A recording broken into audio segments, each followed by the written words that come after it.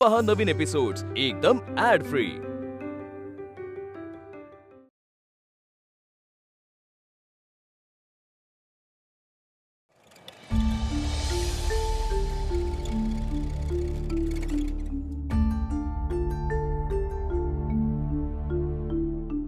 वीणा,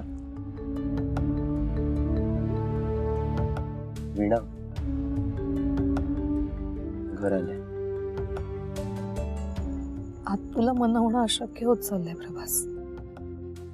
मी ना रोज मनाशी ठरवते आजचा दिवस चांगला जाईल, आजचा दिवस चांगला जाईल, पण नाही, रोज पदरी फक्त निराशाच पडते. माझ्या मनाला तरी किती दिवस समजावू मी? आपण दोघं कधीच एकत्र येऊ शकणार नाहीये का?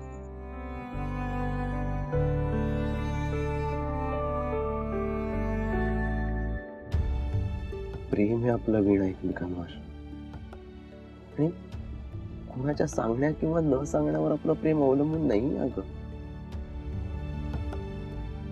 सगळं ठीक होईल, विश्वास ठेव.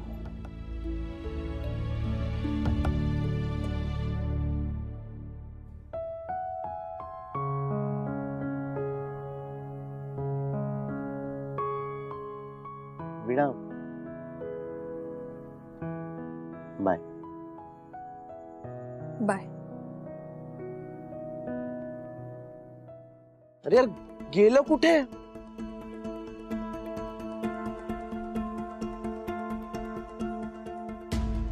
काही हरवलंय का? मोबाईल सापडत नाहीये. थांब वीणा, मी इथेच ठेवलं होतं. चावी हरवलीये. मला जर सापडलं नाही ना तर मला घरीच जाता येणार नाही. अहो मग सांगाल का काय हरवलंय? मी पण मदत करेन ना शोधायला. तुझ्याकडे राईट, तुझ्याकडे काय? तुझं स्माइल वीणा, तुझं स्माइल. मी पण ना. मिळालं? आता शांतपणे घरी जाता येईल. वीणा, हे बघ, तू खूप डिस्टर्ब असशील तर काही दिवस रिहर्सलला नाही आलीस तरीच फाईन, ठीक आहे? नाही नाही, नको प्रभास. माझ्या डिस्टर्ब असण्याचा रिहर्सलवर काही परिणाम होता कामा नये. येईन. बाय. बाय. बाय.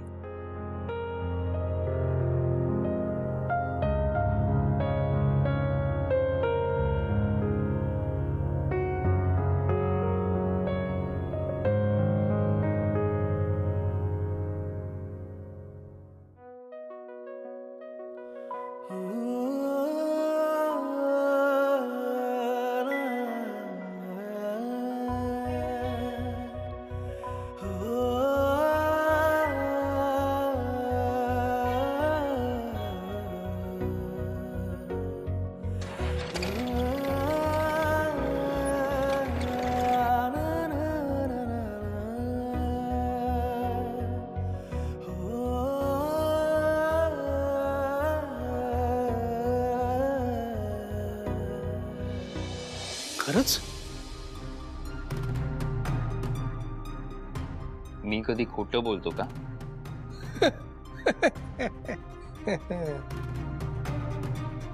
खरंच आत्या प्रभासचं काहीच ऐकून घेत नाहीये. सतत अपमान करते त्याचा.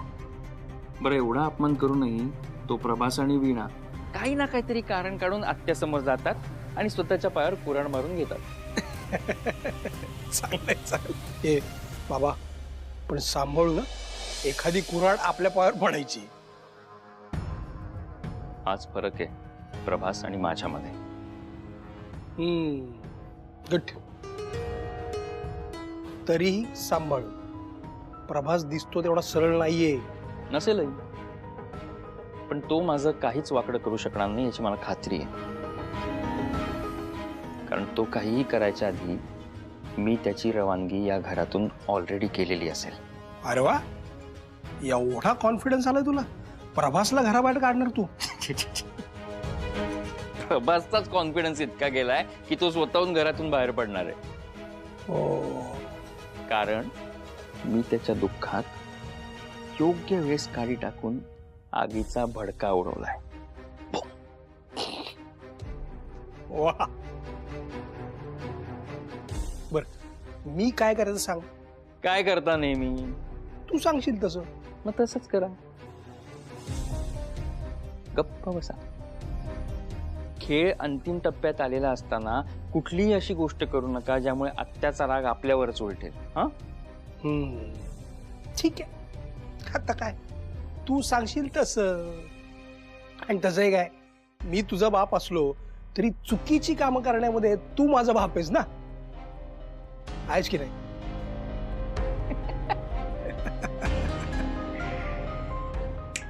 गुड. कुठे गेली मुलगी? असून मिळाली. अरे अगं कधीपासून फोन करतोय तुला, कुठे होतीस तू? बाबा ते फोन बंद झाला ना म्हणून. असू दे असू दे असू दे, तू बस बस बस इथे. मला आधी सांग, कार्यक्रम कसा झाला? आणि ते प्रभासच्या आत्या भेटल्या का तुला? हो बाबा, खूप छान झाला कार्यक्रम. शैलजा मॅडमने पण खूप कौतुक केलं माझं आणि तिथे राहणाऱ्यांनाही खूप आवडला कार्यक्रम. आणि बाबा ते वृद्धाश्रमातले वृद्ध मंडळी होते ना, त्यांनी तर भरभरून आशीर्वाद सुद्धा दिले. त्या ट्रस्टी मॅडम सुद्धा खूप खुश होत्या माझ्यावर. पण शैलजा सदावर्ते तिथे प्रमुख पाहुणे होते ना, त्यांच्याशी झालं का बोलणं? फार काही नाही झालं बोलणं, पण फार काही नाही झालं, पण जे झालं ते फार भयंकर होतं, नाही का? उर्मी, वीणा काय बोलते ही? बाबा ते उर्मी ही बाबा मी सांग ना. अगं नको काय, सांगितलं पाहिजे दादा मामाला. हे बघ, तुझ्या मनासारखं काही घडलं नाही म्हणून बोलवत नाहीये का तुला? पण असं करून कसं चालेल वीणाताई? अगं सांगितलं पाहिजे दादा मामाला की त्या प्रभासच्या आत्या तुझ्याशी कसं वागल्या आणि काय काय बोलल्या तुला.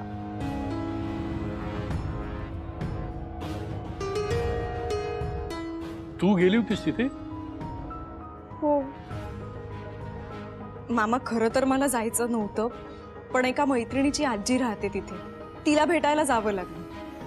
मुद्दा तो नाहीये मामा की मी तिथे का होते, कशी होते. मुद्दा हा आहे की शैलजा सदावर्तेंनी काहीच ऐकून नाही घेतलं रे वीणाताईचं. उलट इतक्या बोलल्या, इतकं सुनावलं की आपली ताई बिचारी तिथेच रडू लागली.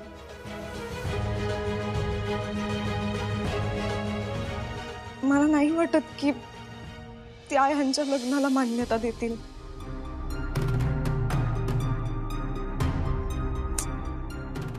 वगैरे केवढं जड जातंय तिला.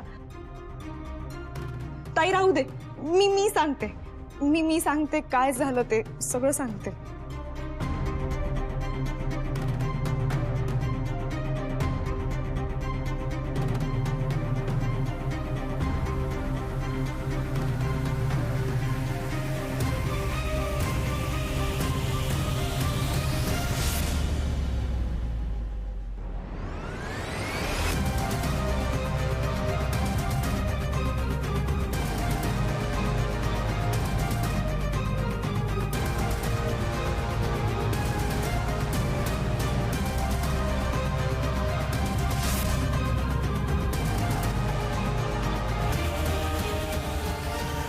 ह्या दोघांवरचा त्यांचा राग कधीच जाणार नाही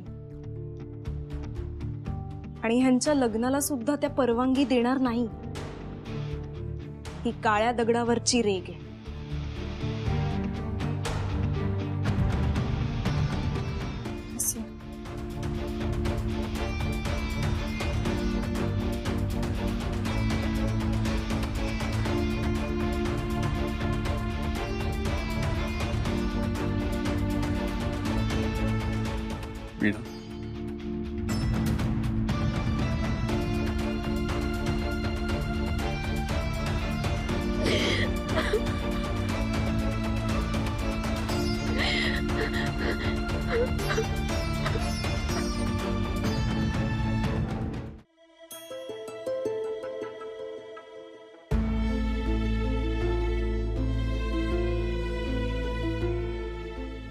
कायमचं ठरवून टाकले का तुझ्या आत्तूने तुझं ऐकायचंच नाही म्हणून? वीणा किती चांगली मुलगी आहे हे का नाही कळत आहे आत्याला? अरे कळायला तिने त्यांचं ऐकून तर घेतलं पाहिजे ना. वीणा आणि प्रभास एवढे प्रयत्न करतायत पण अत्तू प्रभासलाच परक्यासारखं वागवते. नाहीतर काय. अरे पण त्यांनी कशाला सारखं जायचं आतुशी बोलायला? गाईस, इन्सल्ट ऐकून घेण्यासाठी प्रभास आणि वीणाने काही चुकीचं काम केलं नाहीये. एकमेकांवर प्रेम केलंय त्यांनी, गुन्हा नाही. आणि तुम्ही सगळे ना तिला खूप जास्त इम्पॉर्टन्स देते. I feel. Cash. What cash? Cash. अगं आत्या आहे ती, प्रभासची अत्तू. प्रभासला लहानाचं मोठं त्याच्या अत्तूने केलंय.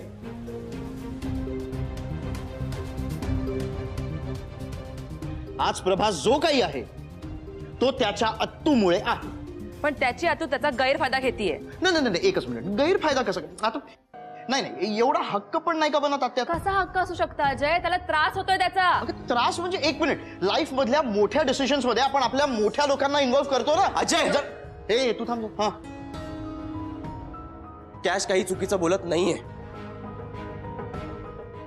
हो, वीणाला नाही सहन होते तिचं सततचं अपयश, आणि मला तिची अवस्था सहन होत नाहीये.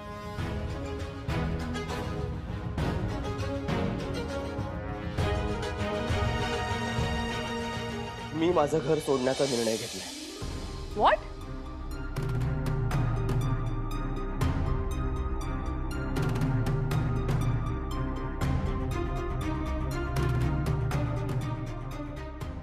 येस, मी निर्णय घेतलाय. मी माझं घर सोडतोय.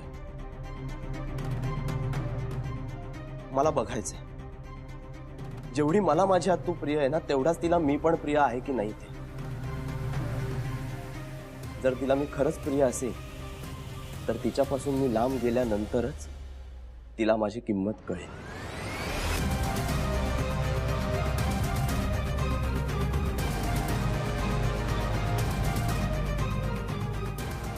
प्रभास, एकदा तुझ्या अजय, माझा निर्णय ठरलाय.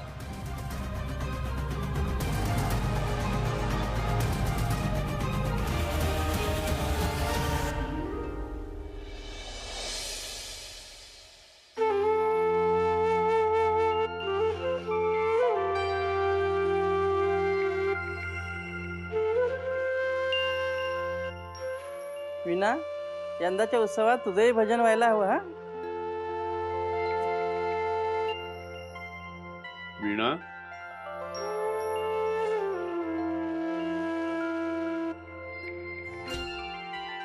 आरती घे.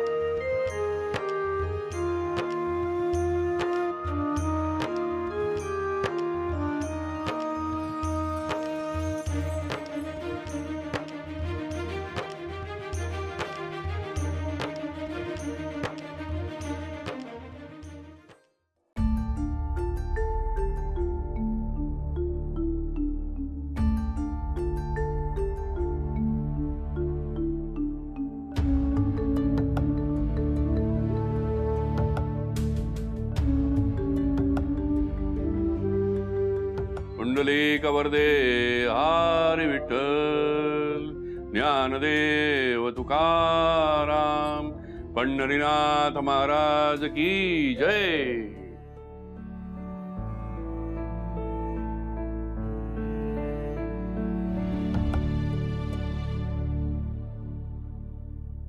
विठ्ठला, वीणाकडून जितके प्रयत्न होऊ शकले तितके तिने केले, पण तरीही तिच्या हाती यश लागत नाही आणि त्यामुळे बिचारी खचत चालली आहे. आणि मी माझ्या मुलीला असं खचून गेलेलं नाही पाहू शकत. बस झालं, आता बाप म्हणून मलाच पुढाकार घ्यावा लागला. मी प्रभासच्या आत्याशी जाऊन बोलणार आहे. पांडुरंगा, फक्त माझ्या पाठीशी राहा.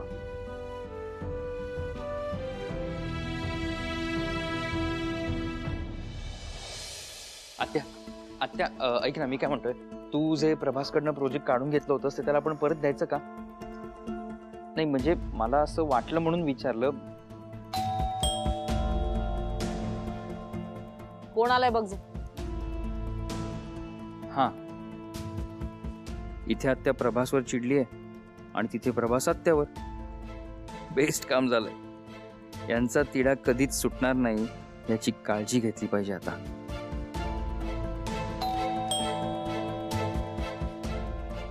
अरे ऐकू येत नाहीये का? बेल वाजतीये, उघडदार. हा, मला वाटलं हरी का मी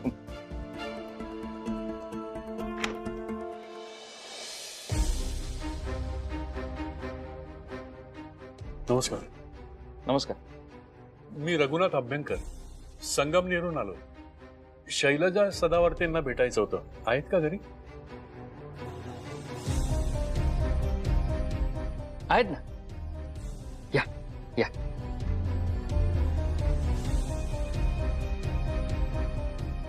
या या. कोण आलाय रे? वीणाचे बाबा आले. नमस्कार.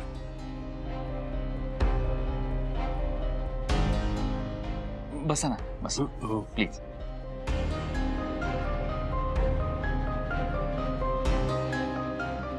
माफ करा, मी तुम्हाला न कळवता इथे आलो. मला कल्पना आहे तुम्ही कामामध्ये नेहमी व्यग्र असता, पण आडेवेडे घेण्यात वेळ नका वाया घालू. मुद्द्याचं बोला. तुम्हाला माहितीच आहे माझी मुलगी वीणा आणि तुमचा भाचा प्रभास हे. त्याबद्दल जर तुम्ही बोलायला आला असाल ना तर माफ करा, कारण मला असं वाटतंय तुम्ही तुमचा वेळ वाया घालवताय. कारण मी माझा निर्णय बदलणार नाही.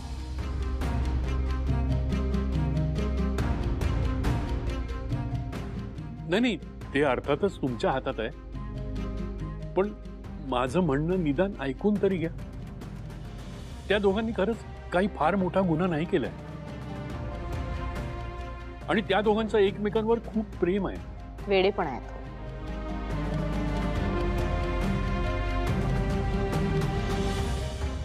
नाही, तुमच्या दृष्टीने असेल, पण मला खरंच असं वाटतं की त्या दोघांना तुम्ही माफ करावं.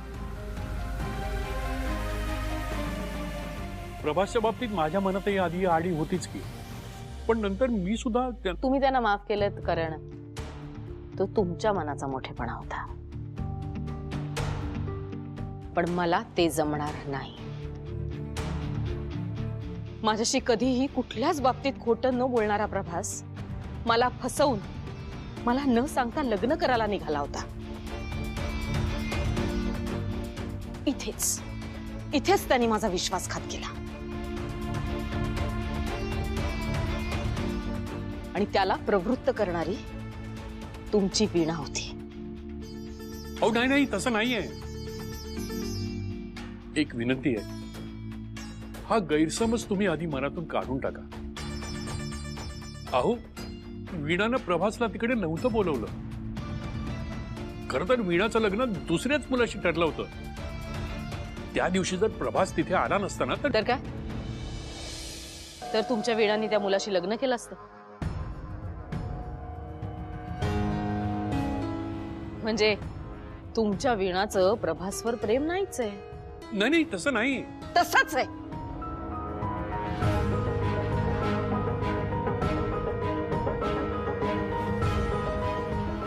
मुळात वीणा त्या दुसऱ्या मुलाशी लग्न करायला तयार झालीच कशी? तिचं जर खरंच प्रभासवर प्रेम असतं ना तर ती दुसऱ्या मुलाशी लग्न करायला मुळात तयारच झाली नसती. आणि जर खरंच त्या मुलाशी तिचं लग्न झालं असतं तर